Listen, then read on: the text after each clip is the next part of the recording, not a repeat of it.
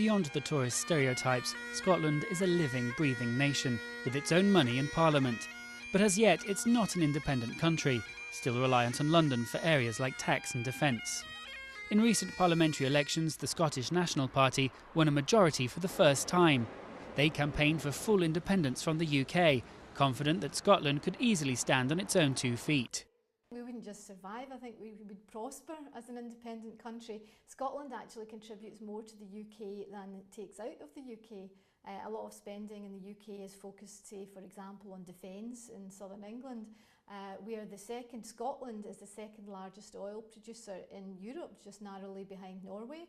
And this year we send £13.4 billion sterling to London in tax receipts from our North Sea oil industry.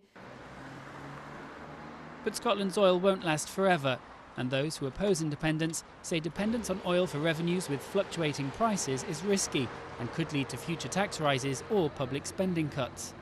They also say Scotland would lose global influence, being too reliant on the European Union to represent it internationally. According to a recent poll, only a third of Scots would back a permanent split. To go independent, we need to look at spending money for the health service, armed forces, sort of education, which we simply wouldn't be able to afford. If we don't try it, then we're never going to know.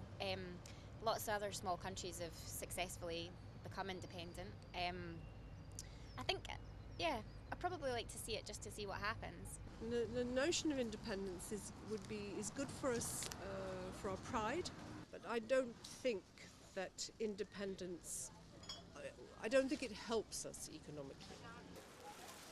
Scotland's First Minister hopes to hold a referendum 2 or 3 years from now.